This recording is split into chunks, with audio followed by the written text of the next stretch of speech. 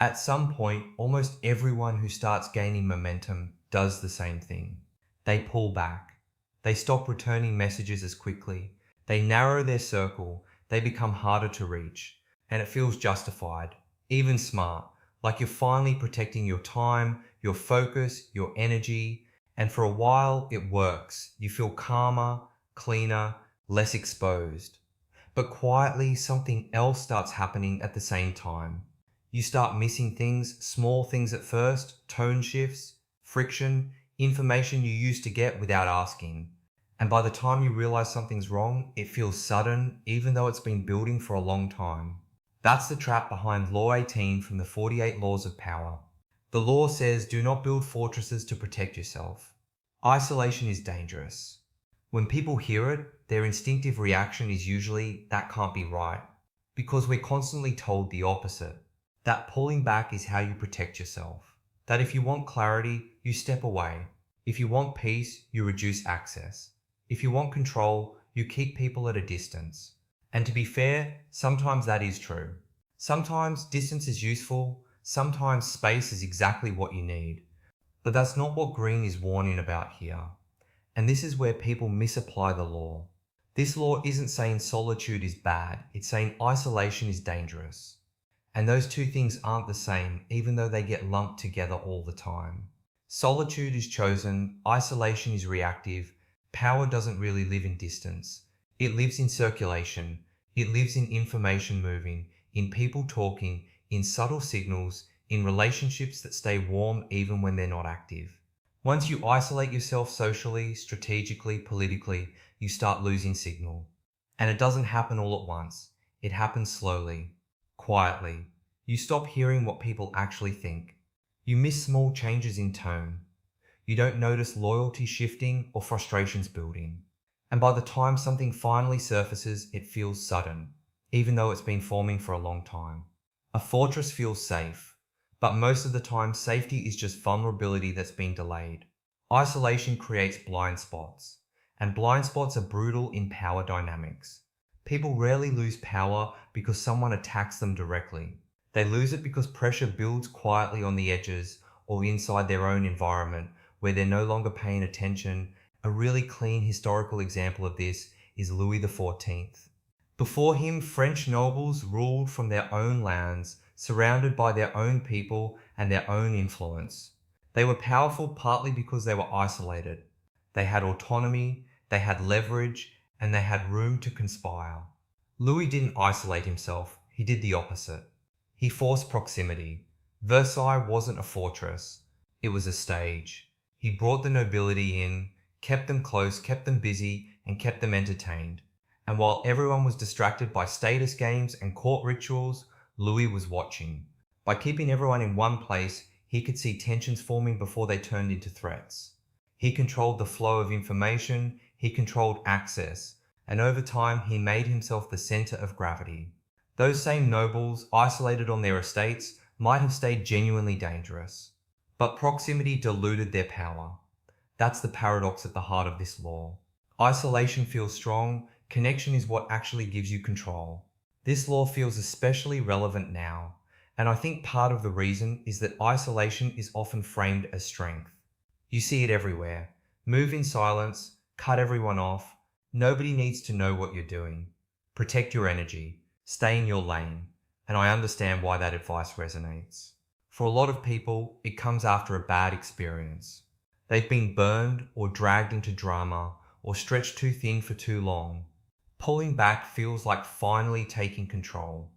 And sometimes, genuinely, it is the right move. Temporary withdrawal can be useful. There are moments where stepping back gives you perspective you wouldn't get otherwise. But the problem starts when stepping back turns into disappearing. Because permanent isolation doesn't make you strong.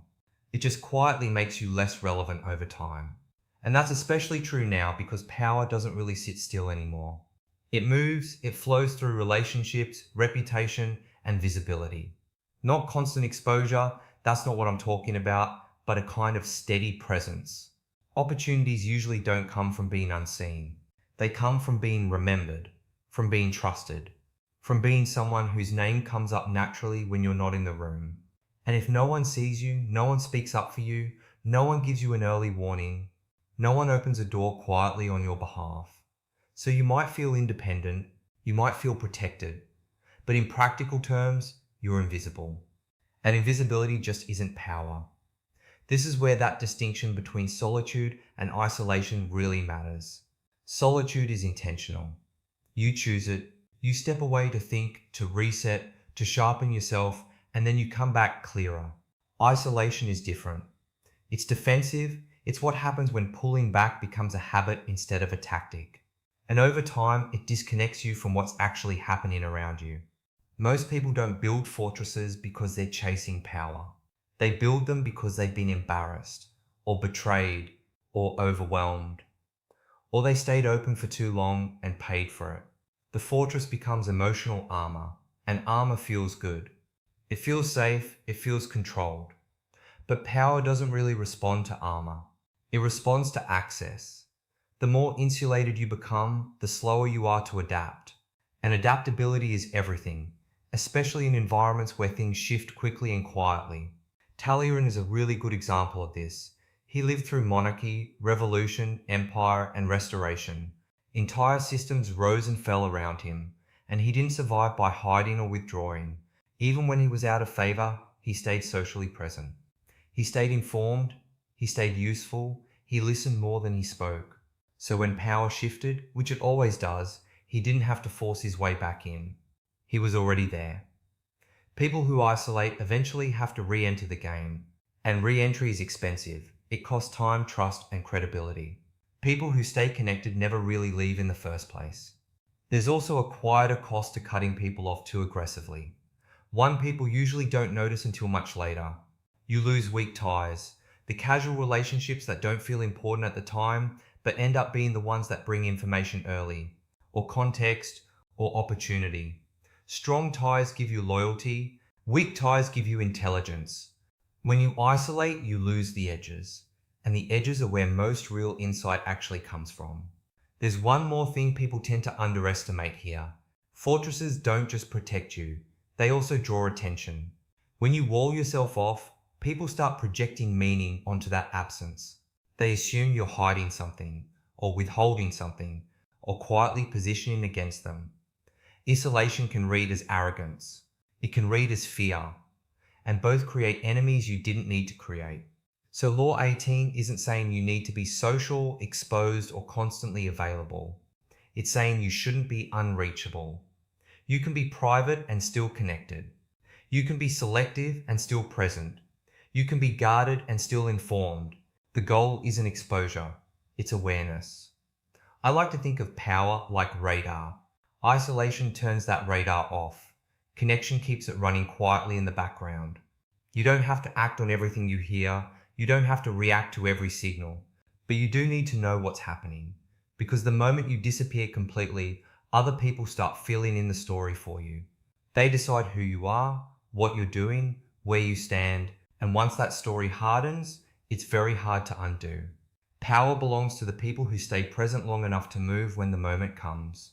Fortresses feel strong, they feel clean, they feel controlled, but power doesn't live behind stone walls, it moves through open doors.